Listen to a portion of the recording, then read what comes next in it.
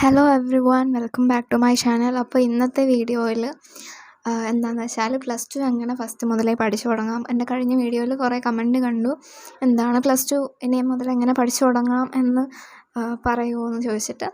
അപ്പോൾ ഇന്നത്തെ video plus two എങ്ങനെ ഫസ്റ്റ് തൊട്ടേ പഠിച്ചു തുടങ്ങാമോ, പ്ലസ് വണ്ണിലേക്കാട്ടിലും ടഫാണോ ഈസി ആണോ, അങ്ങനെ ഒരു വീഡിയോ ആണ് ഇന്നത്തേത്. ആൻഡ് വീഡിയോ നിങ്ങൾക്ക് യൂസ്ഫുൾ ആവുമെന്ന് വിചാരിക്കുന്നു. യൂസ്ഫുൾ ആയ ചാനൽ ലൈക്ക് ചെയ്യുക, ഷെയർ ചെയ്യാൻ ഉറപ്പായിട്ടും സബ്സ്ക്രൈബ് ചെയ്യുക.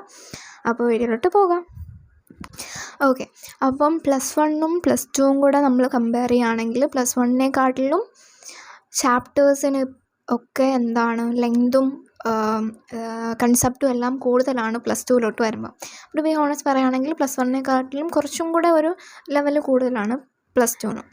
ഇപ്പോൾ നമ്മൾ പ്ലസ് ടുവിൻ്റെ ഒരു ചാപ്റ്റർ എടുത്താൽ അത് പ്ലസ് വണ്ണിൻ്റെ ഒരു 3-4 ചാപ്റ്റർ അടുപ്പിച്ച് വെക്കുന്നതായിരിക്കും. അപ്പോൾ നിങ്ങളിനി പ്ലസ് ടുവിലോട്ട് പോകുമ്പോൾ തന്നെ നിങ്ങൾ പ്രധാനമായിട്ടും ചെയ്യേണ്ടതെന്ന് വെച്ചാൽ അന്നന്ന് പഠിപ്പിക്കുന്നത് അന്നന്ന് പഠിച്ചു പോവുക. ആൻഡ് പ്രത്യേകിച്ച് നിങ്ങൾക്ക് എന്താണ് ഈ ഇമ്പ്രൂവ്മെൻ്റ് ഒക്കെ ഉണ്ടെങ്കിൽ, ഇപ്പം കഴിഞ്ഞ പ്ലസ് വണ്ണിൻ്റെ മാത്സൊക്കെ പാടായിരുന്നു, അപ്പോൾ കുറേ പേർക്കൊക്കെ മാത്സ് ഇമ്പ്രൂവ്മെൻ്റ് ഒക്കെ കാണും. അപ്പോൾ അങ്ങനെ ഇമ്പ്രൂവ്മെൻറ്റും കൂടെ ഉള്ള ആൾക്കാരാണെങ്കിൽ എന്ത് ചെയ്യുക, തുടങ്ങുമ്പോൾ തന്നെ അന്നന്ന് പഠിച്ചു പോവുക. ആൻഡ് പറയുന്ന പോലെ അത്രയും സിമ്പിളല്ല അങ്ങനെ ചെയ്യുന്നത്. ലൈക്ക് അന്ന് നമ്മളിപ്പം സ്കൂളിൽ പോയിട്ട് വന്നിട്ട് പിന്നെ ഒന്നെങ്കിലും മടിയായിരിക്കാം അല്ലെങ്കിൽ ക്ഷീണമായിരിക്കാം. അതുകൊണ്ട് നമുക്ക് അങ്ങനെ പഠിക്കാൻ പറ്റില്ല. എന്തായാലും ഇപ്പം അന്നന്ന് പഠിച്ച് തീർക്കാൻ പറ്റിയില്ല എന്നുണ്ടെങ്കിലും ആ ഒരു ഫുൾ വീക്ക് പഠിച്ചത് ലൈക്ക് നമുക്ക് നോക്കാൻ പറ്റാത്തതും കൂടെ ആ ഒരു ശനി ഞായറും നോക്കാൻ വേണ്ടി ശ്രദ്ധിക്കുക. ആൻഡ് നിങ്ങളുടെ ക്വസ്റ്റ്യൻ പേപ്പർ പാടായി ആണ് ഇപ്പോൾ വരുന്നത്. മാത്സ് കണ്ടാലേ അറിയാം. ആൻഡ് ഞങ്ങളുടെ പ്ലസ് ടുവിൻ്റെ മാത്സും പാടായിരുന്നു. ബാക്കിയുള്ളതൊക്കെ കുഴപ്പമില്ലായിരുന്നു, പക്ഷേ മാത്സ് പാടായിരുന്നു. അപ്പോൾ ഇനിയുള്ള വർഷങ്ങളിൽ ക്വസ്റ്റ്യൻ പേപ്പർ പാടാവാൻ തന്നെയാണ് ചാൻസ് കൂടുതൽ. അപ്പോൾ നിങ്ങൾ എന്ത് ചെയ്യുക, മാത്സൊക്കെ മെയിനായിട്ട് NCERT ടെക്സ്റ്റ് ബുക്കിലെ ക്വസ്റ്റ്യൻസൊക്കെ ചെയ്ത് പോകുക. അപ്പം ഓരോ ചാപ്റ്ററും പഠിച്ചു കഴിയുമ്പോൾ അതിലുള്ള NCERT ക്വസ്റ്റ്യൻസ് എക്സാമ്പിൾ എല്ലാം ചെയ്തു പോവുക. ആൻഡ് അവസാനം കൊണ്ട് NCERT എല്ലാം ചെയ്യാമെന്ന് വെച്ചാൽ നടക്കുന്ന കാര്യമല്ല. ഇപ്പോൾ നിങ്ങളുടെ സ്കൂളിൽ എന്താണ് NCERT ക്വസ്റ്റ്യൻസ് ഒക്കെ ചെയ്യിപ്പിക്കും എന്നുണ്ടെങ്കിൽ നിങ്ങൾ ആ സ്കൂളിലെ നോട്ട്ബുക്ക് ഫോളോ ചെയ്താൽ മതി. അല്ലെങ്കിൽ NCERT നിങ്ങൾ ടെക്സ്റ്റ് ബുക്ക് നിങ്ങൾക്ക് ടെക്സ്റ്റ് ബുക്ക് വാങ്ങണം. കാരണം എന്താണ്, ആ ടെക്സ്റ്റ് ബുക്ക് വാങ്ങണം തന്നെ ഇല്ല, നിങ്ങളുടെ സീനിയേഴ്സിൻ്റെ കയ്യിൽ നിന്ന് വാങ്ങിച്ചാലും മതി. ലൈക്ക് ടെക്സ്റ്റ് ബുക്കിൽ ചേഞ്ച് ഒന്നും ഇല്ലല്ലോ, അതുകൊണ്ട് ഇപ്പോൾ വാങ്ങണം എന്നില്ല, സീനിയേഴ്സിൻ്റെ കയ്യിൽ നിന്ന് വാങ്ങിച്ചാലും മതി. അപ്പം അങ്ങനെ എന്ത് ചെയ്യുക, നിങ്ങൾ പഠിച്ചു പോവുക. ആൻഡ് NCERTയിലെ ക്വസ്റ്റ്യൻസ് വർക്കൗട്ട് ചെയ്യുക. ആൻഡ് അത് ഭയങ്കര ഇമ്പോർട്ടൻ്റ് ആണ്. കാരണം കൂടുതലും ഇപ്പം എക്സാം ടഫൊക്കെ ആവുകയാണെന്നുണ്ടെങ്കിൽ NCERTയിലെ ക്വസ്റ്റ്യൻസ് അതേപോലെ ആയിരിക്കും എടുത്ത് കൊണ്ടുവരിക. സോ നിങ്ങൾ എന്ത് ചെയ്യുക, NCERT ക്വസ്റ്റ്യൻസ് ഉറപ്പായിട്ടും ചെയ്തു പോവുക. ആൻഡ് ഇപ്പം മാത്സ് മാത്രമല്ല, കെമിസ്ട്രി ആയിരുന്നാലും ഫിസിക്സ് ആയിരുന്നാലും ചെയ്യുക. അന്നന്ന് പഠിച്ചു പോവുക. ആൻഡ് ഡെറിവേഷൻസ് എഴുതി തന്നെ പഠിക്കുക. ഓക്കെ, ഫസ്റ്റ് ചാപ്റ്ററിലൊക്കെ ഇപ്പം നിങ്ങളിനിയും പ്ലസ് ടുവിലെത്തുമ്പോൾ ഫസ്റ്റ് ചാപ്റ്ററിലൊക്കെ ഒരു 5-6 ഡെറിവേഷനൊക്കെ ഉണ്ട്. അപ്പോൾ തന്നെ അതെല്ലാം പഠിച്ച് പോകുന്നതായിരിക്കും നല്ലത്. ആൻഡ് പിന്നെ പാടെന്ന് പറയുന്നത് എന്താണ്, മാത്സ് പാടെന്നൊന്നുമില്ല. പിന്നെ ചില ചാപ്റ്റേഴ്സൊക്കെ കുറച്ച് വലിയ ചാപ്റ്റേഴ്സാണ്. നിങ്ങൾ പ്ലസ് വണ്ണിലെ കോണിക് സെക്ഷനൊക്കെ പോലത്തെ കുറച്ച് വലിയ ചാപ്റ്റേഴ്സൊക്കെ ഉണ്ട്. അല്ലാതെ നിങ്ങൾ നല്ലപോലെ പഠിച്ചു പോയാൽ മതി. ആൻഡ് പിന്നെ ഉള്ളൊരു കാര്യം എന്ന് പറഞ്ഞാൽ പ്ലസ് ടുവിൻ്റെ കൂടെ തന്നെ നിങ്ങൾ എന്ത് ചെയ്യുക, റെക്കോർഡ് എഴുതണം.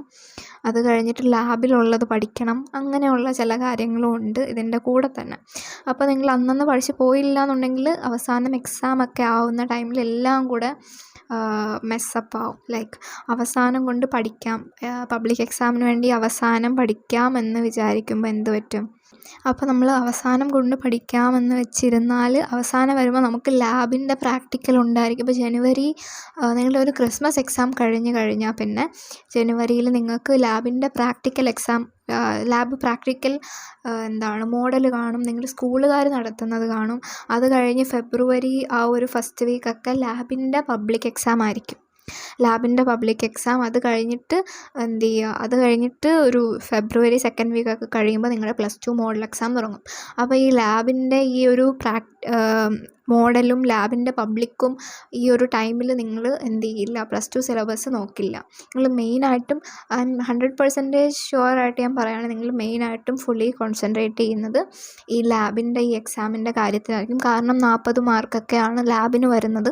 അപ്പോൾ നിങ്ങൾ ആ 40 മാർക്ക് ഫുള്ള് വാങ്ങിക്കാൻ വേണ്ടിയിട്ട് നിങ്ങൾ എന്ത് ചെയ്യും, ആ ഒരു ടൈമിൽ നിങ്ങൾ +2 സിലബസ് നോക്കില്ല, ലാബായിരിക്കും ടോട്ടലി നമ്മൾ ഫോക്കസ് ചെയ്യുന്നത്.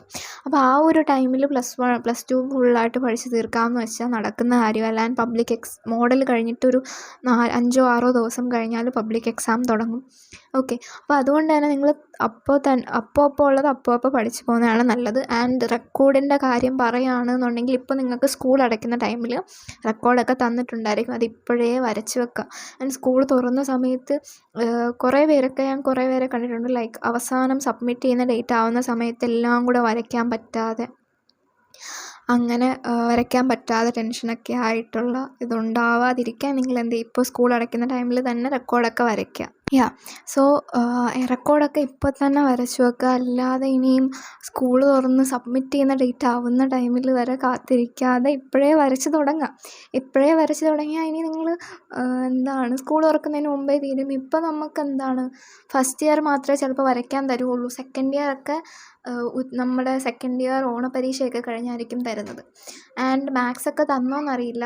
എൻ്റെ സ്കൂളിലൊക്കെ മാത്സൊക്കെ സ്കൂൾ തുറന്ന് നമ്മൾ ലാബിൽ കൊണ്ടുപോയി തുടങ്ങിയ ടൈമിലാണ് മാത്സൊക്കെ എഴുതാൻ തന്നത്. അപ്പം ഇപ്പോഴേ ബയോളജി, സുവോളജിയും ബോട്ടണിയും എല്ലാം വരച്ച് വെക്കുന്നതായിരിക്കും നല്ലത്. അല്ലെങ്കിൽ അവസാനം നമുക്ക് എന്ത് ചെയ്യില്ല, സമയം തികയില്ല. ലാബും റെക്കോർഡും എല്ലാം കൂടെ ആയിട്ട് ഒരുമാതിരി കണ്ടീഷനാവും. അപ്പോൾ ഇപ്പോഴേ വരച്ച് തുടങ്ങുക. ആൻഡ് വരയ്ക്കാൻ പറ്റാത്തവരാണെന്നുണ്ടെങ്കിൽ വരച്ച് കൊടുക്കുന്ന കുറേ ആൾക്കാരുണ്ട്. അപ്പോൾ അങ്ങനെ പൈസ കൊടുത്ത് അങ്ങനെ ചെയ്യാം. അങ്ങനെയൊക്കെ എന്തെങ്കിലുമൊക്കെ രീതിയിൽ നല്ലപോലെ വരച്ച് സബ്മിറ്റ് ചെയ്യുക. ഇനിയും ചില ടീച്ചേഴ്സൊക്കെ ആണെങ്കിൽ നല്ലപോലെ വരച്ചില്ല എന്നുണ്ടെങ്കിൽ സൈൻ ചെയ്യില്ല. ഓക്കെ, അപ്പോൾ നിങ്ങൾ നല്ലപോലെ വൃത്തിക്ക് റെക്കോർഡ് എഴുതുക, വരയ്ക്കുകയൊക്കെ ചെയ്യുക. ആൻഡ് നമ്മുടെ ലാബ് എക്സാമിന് വരുന്ന ടീച്ചേഴ്സ് റെക്കോർഡ് നോക്കും. ആൻഡ് റെക്കോർഡ് നോക്കുന്ന ടൈമിൽ ഒരു നീറ്റായിട്ടല്ല, ഒരുമാതിരി അങ്ങനെ ഇങ്ങനെയൊക്കെ വരച്ച് വെക്കുകയാണെന്നുണ്ടെങ്കിൽ അവർ മാർക്ക് കുറയ്ക്കും. ഈ റെക്കോർഡിന് 2-3 മാർക്കാണ്. ആൻഡ് ആ മാർക്ക് നമുക്ക് ഭയങ്കര ഇമ്പോർട്ടൻ്റ് ആയിട്ടുള്ള മാർക്കാണ്. അല്ലാതെ പ്രാക്ടിക്കൽ ചെയ്തൊരു 36 or 37, 13 മാർക്കൊക്കെ കിട്ടി ആൻഡ് ആ റെക്കോർഡിന് 2 മാർക്ക് പോവാന്ന് വെച്ചാൽ ഇറ്റ്സ് സോ ബാഡ്. സോ ഇപ്പോഴേ തുടങ്ങുക. ആൻഡ് അന്നന്ന് പഠിച്ചു പോകാൻ നിങ്ങൾ വിചാരിച്ചാൽ ഒരുപാട് പാടായിട്ടൊന്നും തോന്നില്ല.